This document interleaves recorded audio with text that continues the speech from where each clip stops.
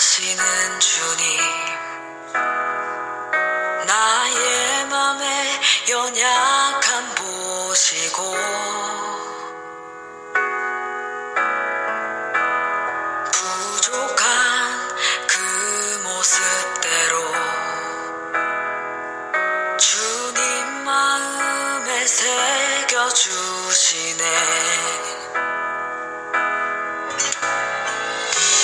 주님께 토로한 마음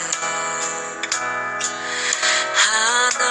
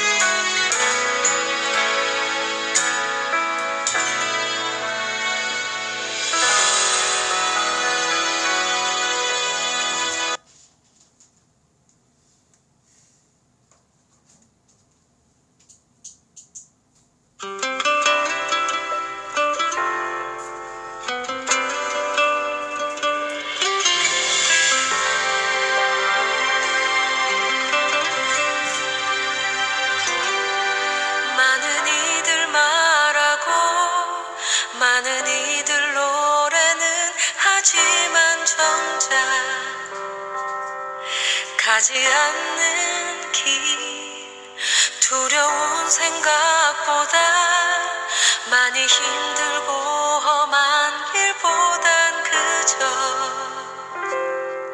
말로만 가려기에 점점 멀어져만 가네. 내게 생명 주었던 그 길 점점 이용하려 하네. 내게 사랑 주었던 그 길 다시 복음 앞에 내 영혼 서네. 주님 만난 그때 나 다시 돌아가 주님께 예배 드리며 다시 십자가의 길 걸으리.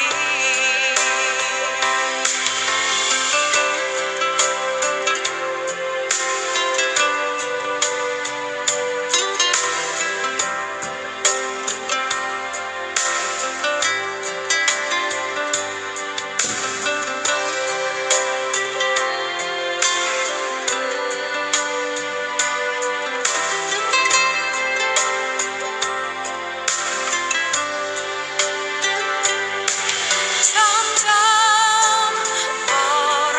멀어져만 가네. 내게 생명 주었던 그 길 점점 이용하려 하네. 내게 사랑 주었던 그 길 다시 복음 앞에 내 영혼 서네. 주님 만난 그때 나 다시 돌아가 주님께 예배 드리며 다시 십자가의 길 걸으리. 다시 복음 앞에 내 영혼 서네. 주님 만난 그때 나 다시 돌아가 주님께 예배 드리며 다시 십자가의 길 걸으리. 다시 복음 앞에 내 영혼 서네. 주님 만난 그때 나 다시 돌아가 주님께 예배 드리며 다시 십자가의 길 걸으리.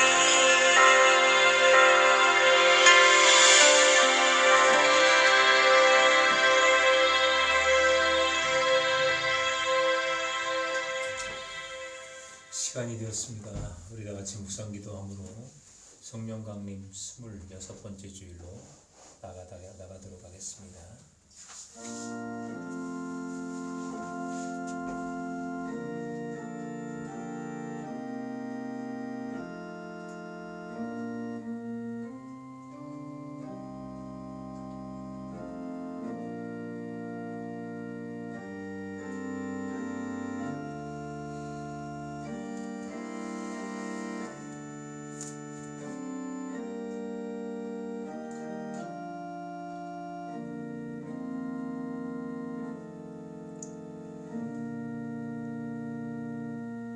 우리에게 있는 대제사장은 우리의 연약함을 동정하지 못하실 리가 아니요 모든 일에 우리와 똑같이 시험을 받으신 이로되 죄는 없으시니라. 그러므로 우리는 긍휼하심을 받고 때를 따라 돕는 은혜를 얻기 위하여 은혜의 보좌 앞에 담대히 나아갈 것이니라. 아멘.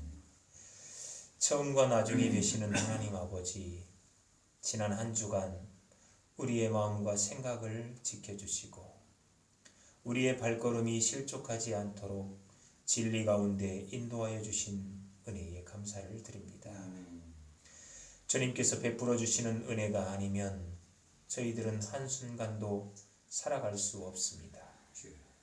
하나님의 은혜로 살던 저희들이 거룩한 주일을 맞이하여 성전으로 나와서 우리의 몸을 거룩한 산제물로 삼아드리는 이 예배를 받아 주옵소서. 예수님의 이름으로 기원하옵나이다. 아멘. 아멘. 우리 다 같이 찬송가 21장 함께 찬양하시겠습니다.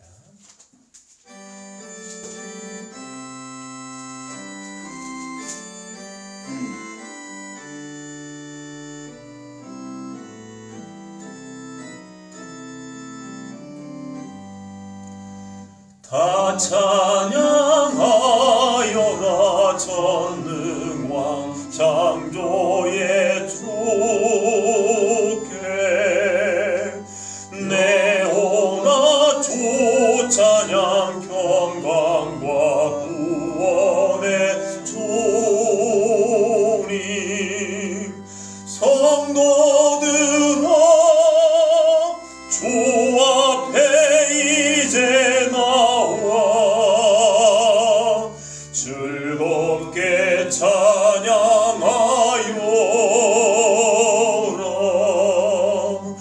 다 찬양하여라. 놀라운 만유의 주께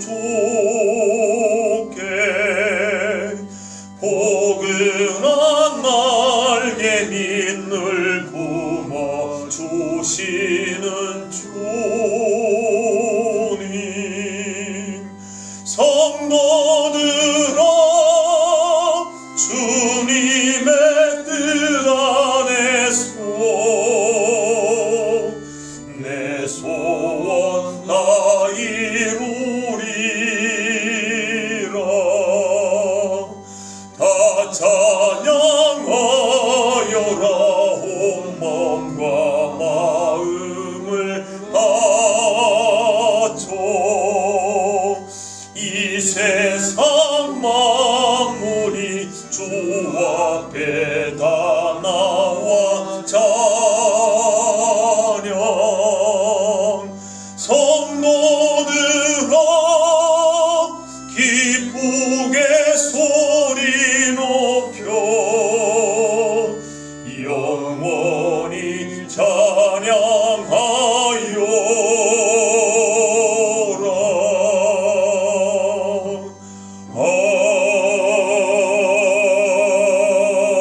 아멘. 지난 한 주간 하나님과 세상과 이웃들에게 지었던 죄악들을 이 시간 죄제단 앞에 참여하도록 하겠습니다.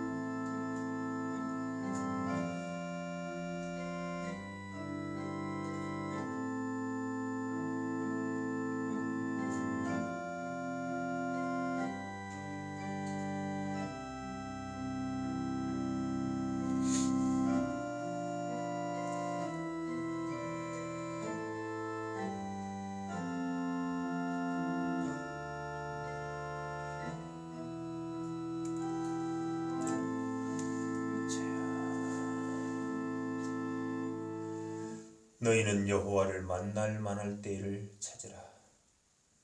가까이 계실 때에 그를 부르라. 악인은 그의 길을, 불의한 자는 그의 생각을 버리고 여호와께로 돌아오라. 그리하면 그가 긍휼히 여기시리라. 우리 하나님께로 돌아오라. 그가 너그럽게 용서하시리라. 아멘. 나는 전능하신 하나님, 천지의 창조주를 믿습니다. 나는 그의 유일하신 아들 우리 주 예수 그리스도를 믿습니다. 그는 성령으로 잉태되어 동정녀 마리아에게서 나시고 본디오 빌라도에게 고난을 받아 십자가에 못 박혀 죽으시고 장사된 지 사흘 만에 죽은 자 가운데서 다시 살아나셨으며 하늘에 오르시어 전능하신 아버지 하나님 우편에 앉아 계시다가 거기로부터 살아있는 자와 죽은 자를 심판하러 오십니다. 나는 성령을 믿으며 거룩한 공교회와 성도의 교제와 죄를 용서받는 것과 몸의 부활과 영생을 믿습니다. 아멘. 우리 다 같이 찬송가 179장 함께 찬양하시겠습니다.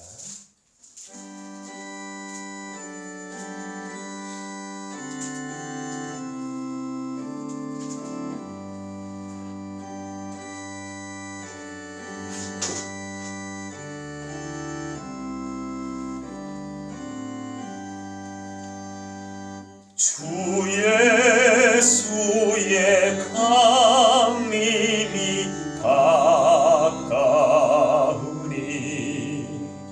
저 천국을 얻고자 회개하라. 주 성령도 너희를 부르시고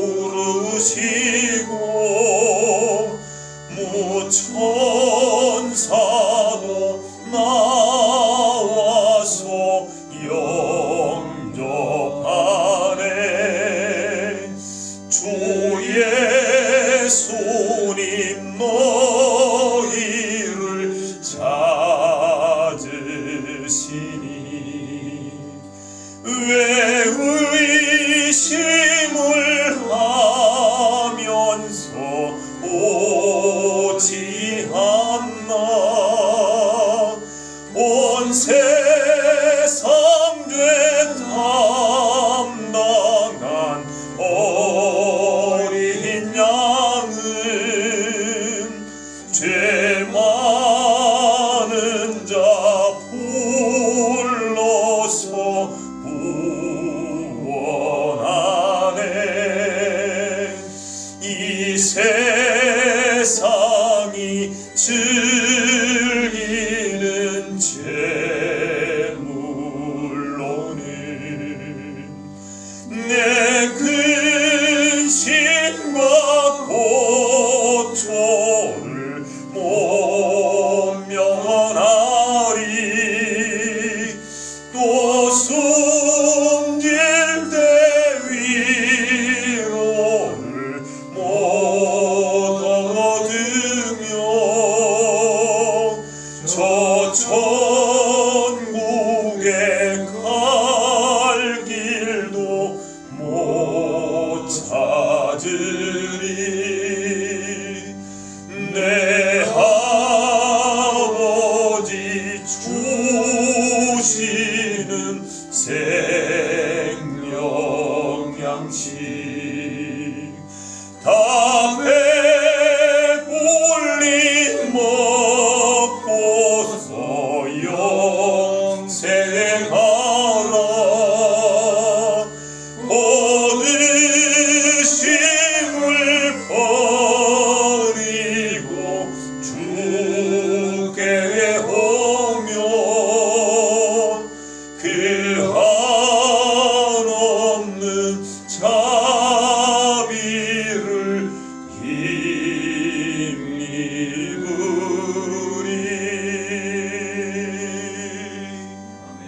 아멘. 기도하겠습니다. 아버지 하나님, 우리의 삶의 현장과 세상 곳곳이 잘 살기 위해 번뇌 속에서 매일 충돌하며 살아가고 있습니다.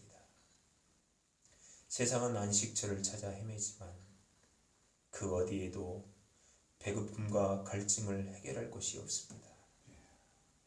영원히 줄이지도 목마르지도 않도록 세상에 보내신 예수님으로 피난처와 쉴만한 물가를 찾은 주의 백성들이 오늘도 하나님을 예배하기 위해 모였습니다. 우리의 걸음과 시간 위에 복 내려 주심에 감사를 드립니다. 지금 찾아온 평안과 스스로 내려놓음을 선택한 마음이 주의 제단 앞에 드리는 고백입니다. 그래서 오늘 주님께 감사의 제단을 쌓습니다. 아버지의 기쁨과 즐거움이 되게 하옵소서. 교회를 통해 하늘의 소식을 전하게 하신 주님, 온 교회에서 울려 퍼지는 찬양으로 세상의 평화가 전해지게 하시고 복음을 듣는 귀로 인해 마음을 경영하게 하시고 그곳에 하나님의 응답을 내려 주옵소서.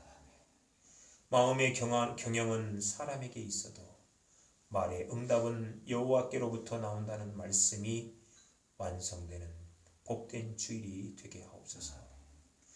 역사를 주관하려는 국가 간의 충돌과 인간의 욕망이 여호와 앞에서 회개하게 하옵소서. 세상이 내세우는 힘의 논리가 아닌 하나님의 사랑으로 지금의 역사가 쓰여지게 하옵소서. 모든 행사를 여호와께 맡김으로 경영하는 것을 이루라는 지혜자의 소리에 귀 기울이고 마음을 경영하게 하옵소서. 말씀이신 예수님, 이 땅에 선포하신 말씀을 주의 종들을 통해 전하도록 파송하심에 70명의 제자의 마음으로 전하고자 합니다. 그날에 권능과 이적이 온 교회 강단에서 일어나게 하옵소서. 성령의 감동이 여호와의 경영으로 나타나게 하옵소서. 예수님의 이름으로 기원하옵나이다. 아멘. 아멘.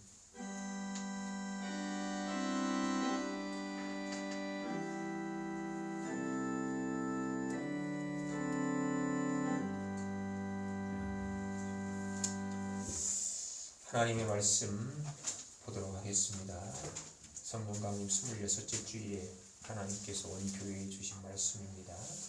신약 누가복음 15장 11절에서부터 32절까지의 말씀입니다.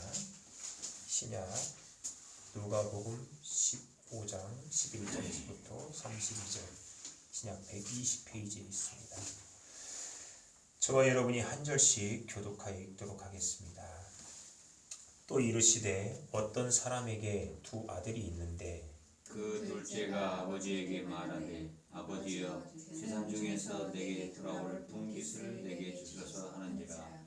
아버지가 그 살림을 각각 나누어 주었더니 그 후 며칠이 안 되어 둘째 아들이 재물을 다 모아가지고 먼 나라에 가 거기서 허랑방탕하여 그 재산을 낭비하였더니 다 없앤 후 그 나라에 크게 흉년이 들어 그가 비로소 궁핍한지라. 가서 그 나라 백성 중 한 사람에게 붙여 사니 그가 그를 들러 보내어 돼지를 치게 하였는데 그가 돼지 먹는 쥐음 열매로 배를 채우고자 하되 주는 자가 없는지라. 이에 스스로 돌이켜 이르되 내 아버지에게는 양식이 풍족한 품꾼이 얼마나 많은가. 나는 여기서 추려 죽는구나.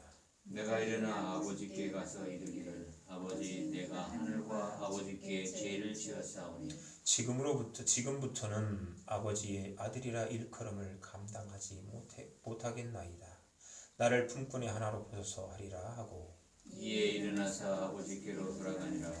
아직도 거리가 먼데 아버지가 그를 보고 축인이 여겨 달려가 목을 안고 입을 맞추니 아들이 이르되 아버지 내가 하늘과 아버지께 죄를 지었사오니 지금부터는 아버지의 아들이라 일컬음을 감당하지 못하겠나이다 하나. 아버지는 종들에게 이르되 제일 좋은 옷을 내어다가 입히고 손에 가락지를 끼우고 발에 신을 신게 하라. 그리고 살찐 송아지를 끌어다가 잡으라. 우리가 먹고 즐기자. 이 내 아들은 죽었다가 다시 살아났으며 내가 잃었다가 다시 얻었노라 하니 그들이 즐거워하더라.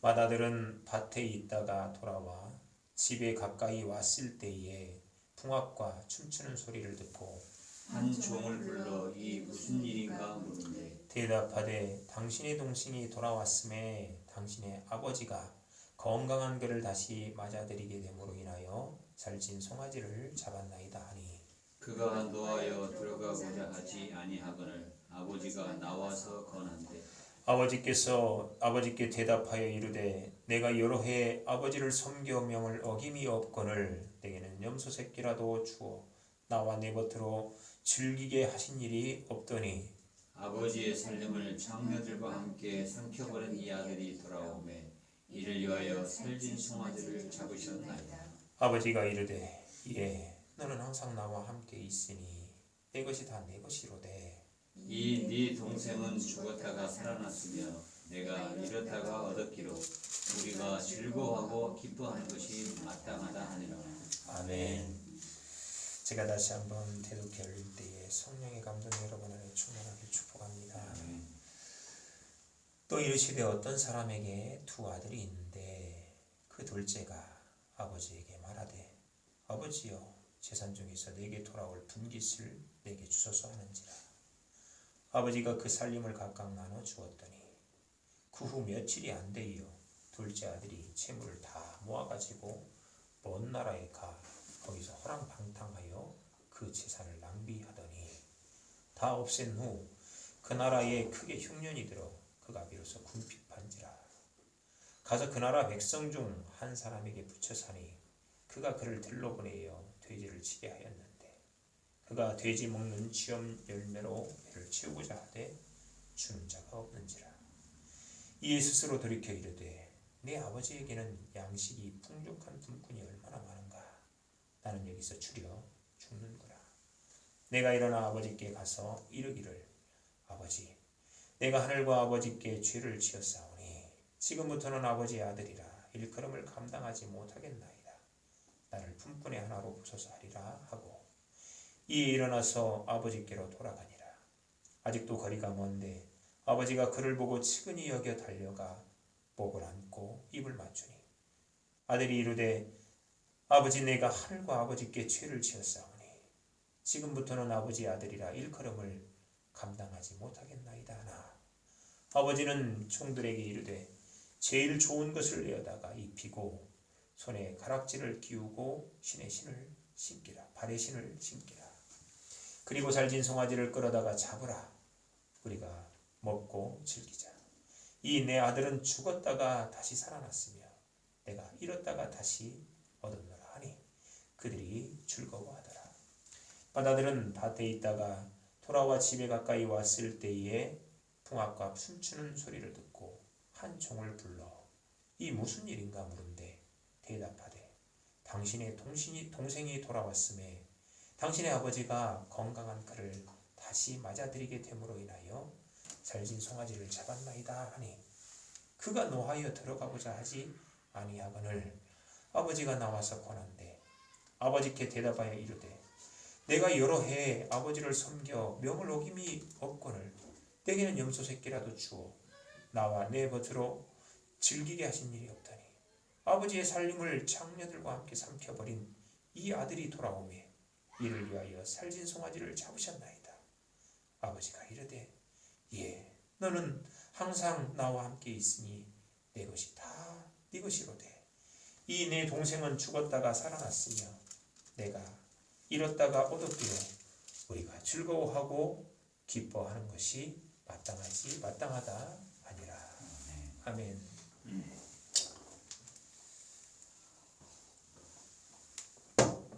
2021년이 서서히 막을 내리는 시점에 대한민국은 정치적으로 20대 대통령 선거에 모든 포커스가 맞춰져 있는 듯합니다. 우리나라는 경제적으로는 선진국에 진입했음에도 정치적으로는 여전히 후진국의 수준이라는 평이 많습니다. 그 이유 중 하나가 선거 풍토입니다. 선거가 정책 경쟁의 구도보다는 네거티브가 전략적으로 천봉이자 최후 저지선을 차지하고 있습니다. 우리나라는 한민족을 자긍심으로 내세우면서도 과거부터 지금까지 분단과 당파로 갈려 물고 뜯는 야생의 싸움이 끊이지 않는 아이러니한 민족입니다. 가장 많은 국민이 이에 회의감을 가지고 있음에도 여전히 네거티브는 정치에서 가장 으뜸입니다. 이성의 메카라 불리는 젊은 청년들마저도 지금은 이런 네거티브에 휘둘리는 모습이 곳곳에서 보입니다. 이런 아픔과 약함은 세상의 문제만은 아닙니다. 이 시기가 되면 교회가 가을 노예로 보입니다.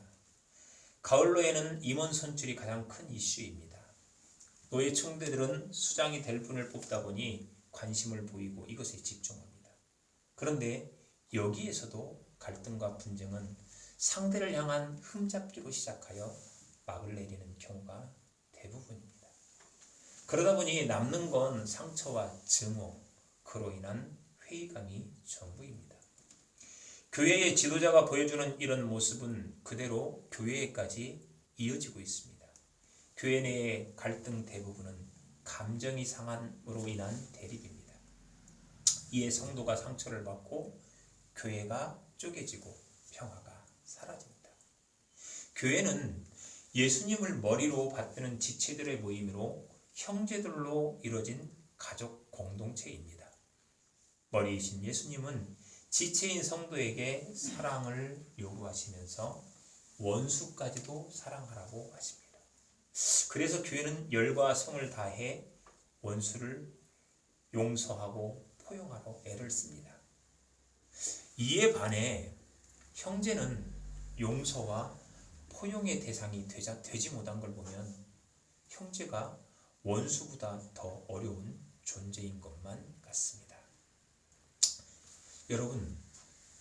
여러분은 형제를 자신에게 어떤 존재로 여기시는지요? 그리고 형제를 대할 때 어떻게 대할 때 천국을 누릴 수 있다고 생각하시는가요? 오늘 본문을 앞에 놓고 저와 여러분이 내 자신에게 먼저 묻고 찾아야 할 진솔함의 물음이자 내면의 살핌입니다. 형제의 다툼은 태초부터 시작됐고 지금까지 멈추지 않습니다. 성경에서, 역사에서, 사회, 정치, 경제, 지역 각 분야에서 말입니다. 세상의 시각으로 보면 형제는 한정된 영역의 경쟁자인 듯합니다. 아버지의 영역에서 자격을 갖춘 자가 더 많은 것을 차지하기 위해서 경쟁하는 것입니다. 그 경쟁이 어떤 이는 자신의 달란트를 확장하여 차지하려 하지만 어떤 이는 상대의 달란트를 깎아내리는 것으로 자신의 영역을 굳건하게 하려 합니다. 형제의 개념은 이 양갈래에서 어디를 선택하실 것인지를 묻고 있습니다. 나에게 형제는 어떤 존재인가? 나의 달란트를 확장케 하는 매개체인가? 소멸케 하는 매개체인가? 오늘 본문은 교회를 다니지 않는 분들도 잘 아는 예화입니다. 제가 어린 시절 본문은 탕자의 비유로 저에게 전해왔고 청소년 시기에는 아버지의 사랑으로 신학생 때에는 렘브란트의 돌아온 탕자를 통해 첫째 아들을 집중해서 분석하는 유행을 거친 말씀입니다. 그래서 정확하게 본문이 무엇을 말하고 있는지, 어떻게 시작되었는지, 그리고 이곳에서 나는 무엇을 찾아야 하는지를 한 번은 짚고 갈 필요가 있습니다. 자, 본문 11절에서 보면 누구에 관한 말씀인지가 명확하게 밝히고 있습니다. 어떤 사람이 두 아들이 있는데, 그러니까 아버지와 두 아들에 관한 이야기죠. 사랑이라는 아버지, 탕자라는 둘째, 그를 못마땅하게 여기는 첫째에 관한 이야기입니다. 예수님께서 이 예화를 꺼낸 이유는 15장 1절과 2절에 잘 나타나 있습니다. 같이 한번 15장 1절과 2절을 읽어보도록 하겠습니다. 시작. 모든 세리와 죄인들이 말씀을 들으러 가까이 나오니 바리새인과 서기관들이 수군거려 이르되 이 사람이 죄인을 영접하고 음식을 같이 먹는다 하더라. 예수께서 자신의 말씀을 가까이서 들으려 하고 다가왔던 세리와 죄인들과 함께 잔치 음식을 먹습니다.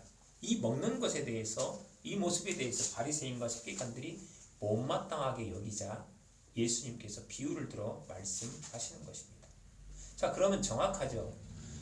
탕자인 둘째를 기쁨으로 받아들이는 아버지는 예수님이 되는 것이고, 탕자인 사람들은 모든 세리와 죄인들, 이들이 둘째 아들이 되는 것이고, 이를 못마땅하게 여기는 바리새인과 서기관들이 첫째 아들인 것입니다. 그래서 본문은 크게 세 부분으로 나뉘죠. 11절에서 19절은 둘째 아들에 관한 이야기로, 20절에서 24절은 아버지에 관한 이야기로, 25절에서 마지막 32절까지는 첫째 아들에 관한 이야기입니다. 자, 이곳에는 공통점과 차이점이 있습니다. 어떤 공통점이 있느냐? 아버지를 향한 두 아들의 공통점은 아버지를 무례함으로 대했다는 것입니다. 12절에서 둘째는 아버지에게 자신의 분깃을 달라고 요구하는데, 이는 무례하고 모욕적인 불효에 해당되며 가족관계를 부인하는 요구입니다. 당시 유대사회는 그 유대사회의 전통에 의해서 유산은 아버지가 죽었을 때 요구하는 것입니다. 그러니까 둘째의 요구는 아버지를 죽은 존재로 취급하며 자신은 그 가족관계에서 떠나겠다는 무례이자 불효인 것입니다. 자, 이와 동일한 첫째 아들의 무례는 30절에 기록되어 있습니다. 아버지의 살림을 장녀들과 함께 삼켜버린 이 아들이 돌아오매. 이 아들 호 휘오수입니다. 당신의 아들이를 뜻하는 것입니다. 첫째는 동생은 자신과는 무관한 존재로 아버지의 태도에 대한 그 분마땅한 표현을 한 것입니다. 이런 표현은 아버지께 모욕을 주려는 의도이거나 이런 의도가 없을지라도 유대 가부장 사회에서 명백히 모욕적인 표현이 됩니다. 첫째 역시 둘째처럼 자신의 가족관계를 지금 부인하고 있는 모습입니다. 이 두 아들은 아버지에게 심한 모욕과 함께 무례를 보이면서 한 명은 외적으로, 한 명은 내적으로 아버지를 상하게 하는 모습을 보입니다. 자, 이어서 차이점입니다. 차이점은 첫째는 아버지와 함께 있고 둘째는 아버지를 떠난 것입니다. 그런데 첫째의 표현을 보면 첫째도 억지로 아버지 곁에 있는 것처럼 보입니다. 29절과 30절 한번 보겠습니다. 내가 여러 해 아버지를 섬겨 명을 어김도 없거늘 내게는 염소새끼라도 주어 나와 내 멋으로 즐기게 하신 일이 없더니 아버지의 살림을 창녀들과 함께 삼켜버린 이 아들이 돌아오매 이를 위하여 살찐 송아지를 잡으셨나이다. 이럴 거면 나도 둘째처럼 아버지를 떠나 맘대로 살 걸 그랬나 봅니다. 라는 불만이 엿보이는 표현이죠. 자, 그렇다면 첫째와 둘째의 차이점은 외형만 아버지를 따르고 떠난 것입니다. 모두가 그렇지는 않지만 대부분의 첫째는 규율과 원칙을 중요시하고 둘째는 유연합니다. 이런 특성이 외형적 차이를 드러낸 것뿐입니다. 진짜 중요한 차이점은 그 후에 나타납니다. 아버지를 만난 뒤 둘의 모습에서 말입니다. 아버지는 자신을 죽은 사람으로 대한 둘째가 자신의 유산을 가지고 먼 타국으로 떠난 순간부터 그가 돌아오기를 기다립니다. 아버지의 기다림에는 둘째가 유산을 가지고 떠날 때부터 그가 어떤 결과를 초래할지 예상했음을 알 수 있습니다. 20절에서 아버지는 돌아오는 둘째를 먼 거리에서부터 알아차리고 그에게 달려갑니다. 둘째가 자신의 유산을 가지고 먼 나라로 떠난다는 것, 그것은 아버지의 규율과 원칙에서 벗어나려는 의도입니다. 그러다 보니까 아버지의 규율과 원칙과 어긋난 행동을 하기 시작하죠. 그게 13절에 나타나 있습니다. 허랑방탕하며 재산을 낭비하는 것입니다. 이에 비해 첫째는 아버지의 명의를 어긴 일이 없기에 그의 재산은 그대로 보존되었던 것입니다.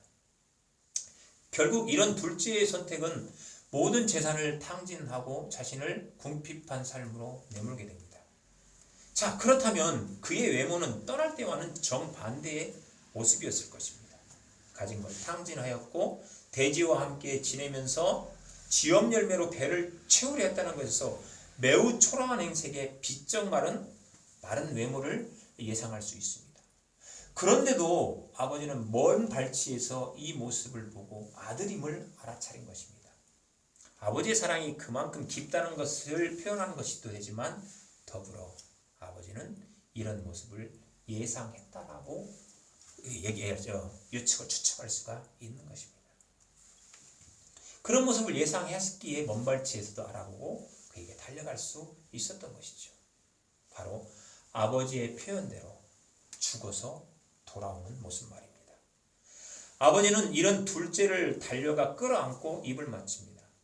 기쁨과 감격으로 환영하는 것입니다. 이런 아버지의 태도는 둘째의 무례와 방탕에 초점을 맞춘 것이 아니라 생명에 초점을 맞추고 있는 것입니다. 그래서 가장 먼저 자신의 품으로 돌아온 그를 다시 살리려고 움직입니다. 그 행동이 22절과 23절이죠. 제일 좋은 옷을 입히고 손에 가락지를 끼우고 발에 신을 신기고 살찐 송아지를 먹입니다. 죽었던 외형을 살리는 것입니다. 자, 여러분, 이때 둘째는 이런 아버지의 행동에 어떤 반응을 보였을까요?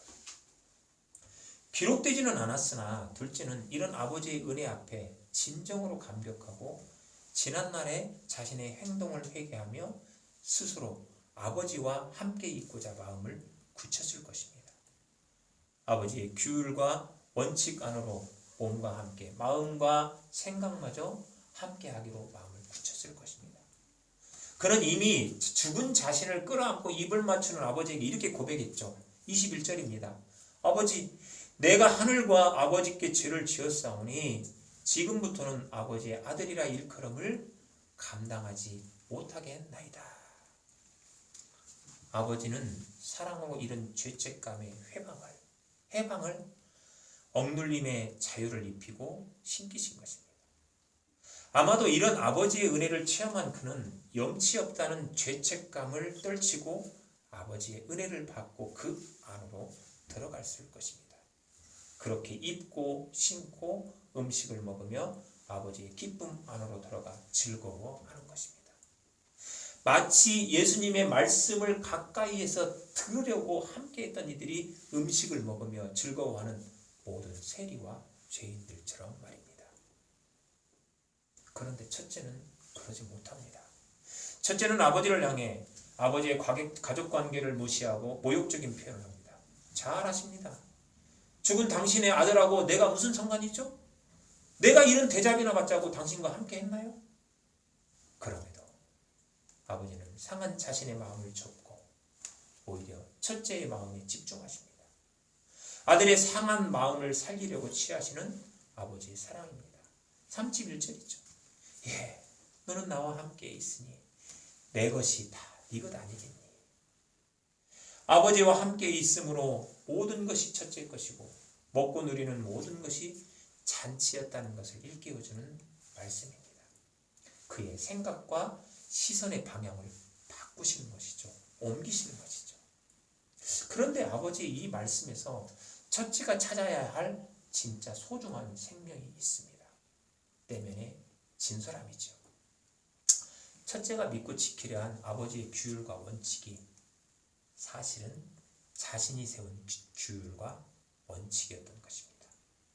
첫째 아들은 동생과 달리 아버지 곁을 지킨 자신에게 친구들과 함께 즐기라고 염소 새끼 한 마리도 아까워하는 것이 아버지의 규율과 원칙이라고 생각을 했습니다. 그것에 아버지의 모습을 껴맞춰 살다 보니까 스스로 억압하고 누리지 못한 것입니다. 하지만 아버지는 재산을 움켜쥐려는 게 아니고 자녀의 생명을 붙잡아 지키려 했던 분이었던 것입니다. 그래서 자녀의 생명 앞에 그 어떤 것도 아까워하지 않으시는 것입니다. 그래서 마음과 권위와 공로가 다 무너져도 재산을 주시고 건강을 헤쳐가며 기다리시고 자존심도 권위도 내려놓으시고 달려가 끌어안고 입을 맞추고 종들에게 자신의 속을 그대로 드러내 보이시는 것입니다. 첫째는 이것을 몰랐고 오해한 것입니다. 첫째가 진심으로 아버지와 함께하려 했다면 아버지의 이런 규율과 규칙을 알고 따랐어야 합니다. 그랬다면 첫째 역시 지금의 잔치를 즐거워하고 기뻐했을 것입니다. 첫째는 스스로가 누리지 못한 것을 자신의 생각과 마음의 선회로 영역을 확장하기보다는 둘째에게서 아버지에게서 깎아내려 차지하려 했던 것입니다. 그렇게 동생과 아버지를 자신의 감옥에 가두려 했던 것입니다. 그런데 이런 결과는 자신을 감옥에 가두는 것입니다. 감옥처럼 생명과 자유를 잃어버리고 기쁨과 즐거움을 상실하는 것입니다. 잔치에서 감옥을 경험하는 것입니다. 예수님의 행동에 수근거리는 바리새인들과 서기관들이 지금 그렇습니다. 율법이 존재하는 이유는 하나님의 형상을 회복하여 생명의 삶을 영위하기 위함인데 오히려 자신의 원칙과 규율로 율법을 해석함으로 스스로 가둬버리는 것입니다. 제가 참 좋아하는 선배가 한 분 있습니다. 그분은 한전에서 고속 승진을 하면서 지내던 중에 하나님의 부르심을 받고 목사가 되신 분입니다. 지식의 넓이와 깊이가 대단한 분이로 시절을 간혹 저에게 보내셔도 종종 곤혹을 치르게 하십니다. 그런데 이분이 같은 시찰에 1년 선배와 갈등이 생겼습니다. 중마고우처럼 지내던 사이였는데 자신에게 모욕을 주었다는 것이 계기가 되었습니다. 1년 선배 목사님은 우리 노예에서 정치적으로 큰 영향력을 가지신 분입니다. 귀감이 되는 쪽으로보다는 반대편에서 그렇습니다. 이런 약점을 선배는 공략하기 시작했습니다. 하나님이 정의라는 명분으로 말입니다. 그래서 한 번은 크게 타격을 입혔습니다. 그런데도 선배의 이 행동과 표현은 멈추지 않았고 시간이 지날수록 격해져만 갔고 그로 인해 주변 사람들은 불편하게 되었습니다. 그러다 이번 노예가 시작되기 전에 제게 신앙적인 내용을 보내셨습니다. 제가 정치적 내용에 관해서는 무관심하게 대하니까 신앙으로 대화를 나누고 싶었던 것으로 파악이 됩니다. 이때 제 마음에 용서와 포용을 건네보라는 감동이 있어서 그분에게 문자를 보냈습니다. 그런데 제 마음과 전혀 상반된 문자가 답으로 오더군요. 자신은 절대 용서할 수가 없고 그것을 강요하지도 말라고요. 그래서 더 이상 무슨 얘기를 할 수 없기에 대화를 마무리 지었습니다. 잊지 않았습니다. 이런 저의 모습에 선배는 또 자존심이 상하셨나 봅니다. 그래서 제게 심한 표현을 하시더군요. 저는 제 경험에 의거해 누군가를 용서하지 못하면 내가 세운 원칙과 규율이 나를 감옥으로 가두더라는 마지막 문자를 드리고 한몫했습니다. 그 후로도 그분의 문자는 멈추질 몰랐고 저는 그저 그분의 문자를 묵묵히 읽기만 했습니다. 그분을 향한 긍휼함과 회복을 바라면서 말입니다. 그러자 그분이 마지막으로 저에게 이렇게 문자를 보내시더군요. 그래? 자네 말대로 되는지 한번 지켜보세라. 그리고 문자가 끝났습니다. 사랑하는 성도 여러분, 본문에서 여러분의 시선은 누구에게 머무르십니까? 저는 종들에게 머물더군요.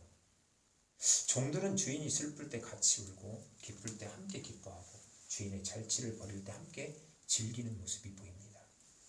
일터에서 돌아온 첫째가 풍악과 춤추는 소리에 종을 불러 무슨 일인지 묻습니다. 이에 종이 27절에 이렇게 대답하죠. 당신의 동생이 돌아왔음에 당신의 아버지가 건강한 그를 다시 맞아들이게 됨으로 인하여 살찐 송아지를 잡았나이다. 주인의 마음을 그대로 표현한 것입니다. 이 종의 말에는 왠지 모르는 생기가 전해옵니다. 24절이 이것을 뒷받침하죠. 이 내 아들이 죽었다가 다시 살아났으며 내가 잃었다가 다시 얻었노라 하니 그들이 즐거워하더라. 첫째의 얼굴색과 무관하게 주인의 마음이 자신의 마음에 심어져서 그대로 표현한 것입니다. 아마도 종은 주인이 매일 둘째 아들을 기다리며 슬픈 기색을 띌 때 함께 슬퍼하며 지냈을 것입니다. 왜 이것이 가능했을까요? 종은 종의 영역에서, 주인의 영역에서 자신의 터전을 요구할 자격이 없습니다. 그저 녹슬 먹고 지내는 모든 것이 은혜이며 감사입니다. 그래서 주인의 영역이 확장되는 것이 자신의 영역이 확장되는 것으로 여기며 사는 것입니다. 주인에게 둘째 아들은 잃어버린 영역입니다. 아버지가 첫째에게 표현한 것처럼 말입니다. 24절에 그랬잖아요. 내가 잃었다가 다시 얻었노라. 종은 그 표현을 그대로 마음에 심은 것입니다. 주인의 감정이 자신의 감정이고 주인이 자신의 전부입니다. 다시 말해서 주인의 소유가 자신의 전부인 것입니다. 우리 주님의 잔치를 누가 제일 기뻐하며 즐거워할 수 있을까요? 저는 감히 종들이라고 말하고 싶습니다. 묵묵히 주인의 모든 것을 은혜로 여기고 감사로 여기는 자들 말입니다.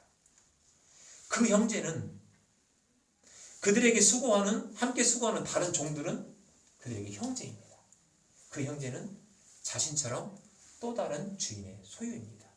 확장될 영역이지 소멸될 영역이 아닙니다. 만약 다른 종들이 그 주인에게서 잃어버려진 그런 소유라면 다시 찾았을 때 이들은 기뻐하고 즐거워했을 것입니다. 그리고 자신이 가진 것들을 즐거이 나눴을 것입니다. 그리고 주인의 즐거움에 함께 선뜻 참여했을 것이고 말입니다. 자, 오늘 본문은 사실 아버지와 두 아들을 다 묘사하고 있지만 1절과 2절을 보면 첫째 아들인 바리새인과 서기관들을 향하고 있음을 분명히 알 수 있습니다. 외형적 죄인은 자신의 죄를 인정하고 아버지의 은혜로 그분의 원칙과 규율로 스스로 들어갈 수 있습니다. 하지만 내면적 죄인은 이를 쉽게 인정할 수 없습니다. 자, 그런데 그로 인한 결과는 자신의 몫을 누리지 못하고 스스로 세운 감옥에 갇혀 기쁨과 즐거움을 잃어가게 됩니다. 아버지는 첫째에게 그래서 이렇게 제안하는 것입니다. 네 동생은 죽었다가 살아났으며 내가 잃었다가 얻었기로 우리가 즐거워하고 기뻐하는 것이 마땅하지 않겠니? 네 동생이야. 죽었다 살아난 동생. 너처럼 내 아들이란 말이다. 다시 찾은 아들. 내 모든 것이 네 것이잖니. 네 동생도 말이다. 얼마나 기쁘니. 이 즐거움에 나와 함께 즐거워하고 이 기쁨을 나와 함께 기뻐하자꾸나. 우리 좋은 교회가 아들이지만 종처럼 아버지이자 주인이 바라보는 생명을 살리는 것을 위해 아끼지 말고 그로 인해 아버지와 함께 즐거워하고 기뻐하기를 축복합니다. 아멘. 장수가 좀 잘못 적혀 있습니다. 458장입니다. 458장 함께 찬양하시며 준비한 인물 하나님께 드리도록 하겠습니다.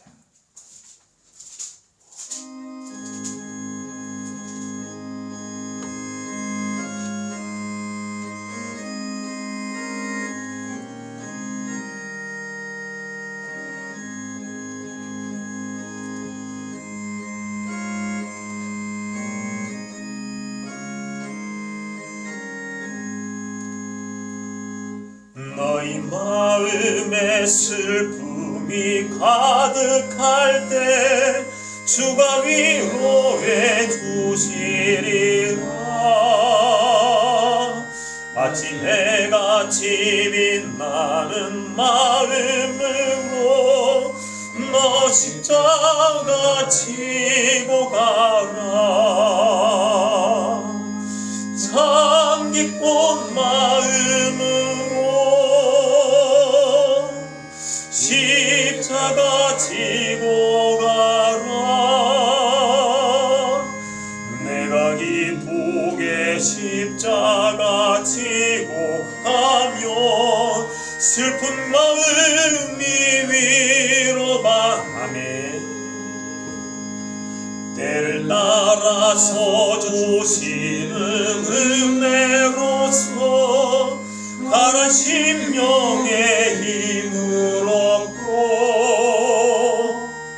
주가 언약한 말씀을 기억하고 너 십자가 지고 가라.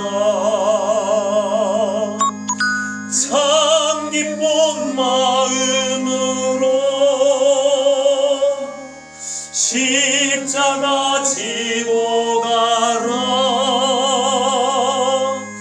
내가 기쁘게 십자가 지고 가며 슬픈 마음이 위로받네. 내가 맡은 일 성실히 행할 때에 주님 앞에서 상 받으리. 주가 베푸신 주신 은혜를 감사하며 너 십자가 지고 가라. 참 기쁜 마음으로 십자가 지고 가라. 내가 기쁘게 십자가 지고 가면 슬픈 마음이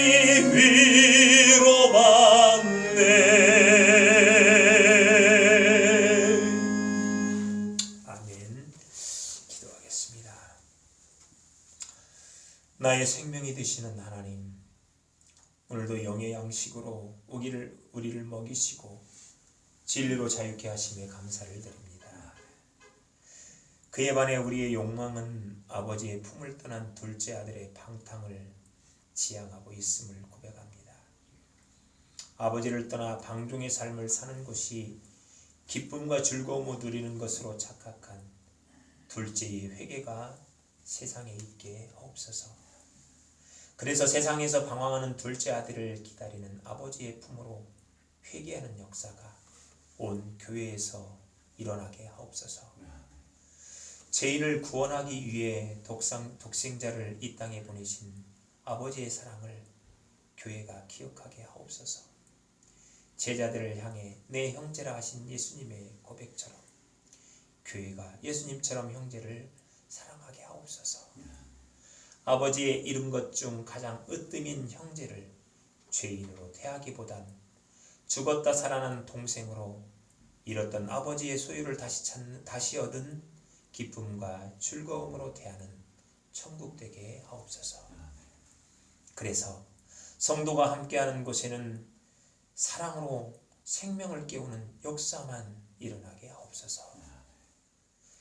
청년들의 환상을 보게 하시는 성령님, 자신의 꿈을 주님의 비전에 일치한 주의 청년들이 수능시험을 치르는 한 주입니다. 지혜의 성령님의 동행으로 시험에 들거나 좌절하기보단 주의 비전 앞으로 한 걸음 더 나아가는 행진과 기쁨의 환호가 넘치게 하옵소서. 혹시 기대한 성적이 나오지 않더라도 좌절하고 포기하기보단 한 번의 실패로 더욱 단단하게 일어서 나아가는 십자가의 부활을 기억하게 하옵소서. 이 땅에 교회를 세우신 주님, 교회의 지도자가 진정으로 아버지의 마음을 찾고 쫓게 하여 하옵소서. 그래서 교회 안에서는 사랑의 교제가 넘치게 하시고 교회 밖에서는 세상의 존경과 인정함이 드러나게 하옵소서. 창조주 하나님, 하나님의 계획 속에 세상의 창조와 함께 주의 자녀 한 명 한 명을 이 땅에 보내심을 믿습니다. 세상에 보냄받은 주의 자녀를 향해 이는 내 사랑하는 아들이요 내 기뻐하는 자라는 하늘의 음성이 가득하게 하옵소서. 오늘도 주님께 귀한 예물을 올려드립니다. 아벨의 제물처럼 하늘에 상달되는 믿음의 예물 되게 하옵소서. 감사의 예물에 주님의 기뻐하심과 감사가 마르지 않는 복을 내리시고, 서원의 예물에 영원한 주의 동행의 복을 내리시고, 11조의 예물에 하늘 곳간의 문을 여시사 폭이 쌓을 곳이 없게 하시고, 주정의 예물에 주의 보호하심과 돌보심의 복을 내려 주옵소서. 이제는 우리 주 예수 그리스도의 은혜와 아버지 하나님의 무한하신 사랑하심과 성령님의 교통하심이 잃었다 찾은 아버지의 아들이다 죽었다 살아난 동생으로 아버지와 함께 기뻐하고 즐거워하기로 다짐한 이곳에 모인 주의 거룩한 백성들의 머리 위와 주님의 비전에 자신의 꿈을 일치시켜 실현하고자 수능을 치르는 주의 청년들과 우리 대한민국의 위정자들과 이 땅의 약하고 가난한 자들과 그들을 이웃삼은 온 교회 위에 지금으로부터 영원토록 함께 하옵기를 간절히 축원하옵나이다. 아멘. 아멘.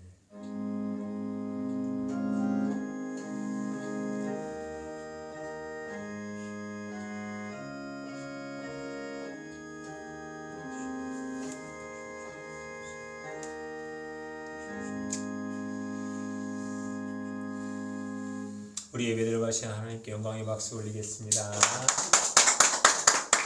화성의 말씀을 선포하겠습니다. 하나님의 말씀을 따라 성령의 능력을 힘입어 예수 그리스도의 군병과 총으로서 세계를 품고 아버지와 함께 즐거워하고 기쁨으로 살아가기 위해 세계 속으로 나아갈지어다. 아멘. 주여 저희와 함께 하옵소서. 아멘. 주여 저희와 함께 하옵소서. 한 주간의 기쁨과 즐거움이 가득하시기를 축복합니다. 다음 주는 말씀드린 대로 추수감사일로 지키도록 하겠습니다. 감사합니다.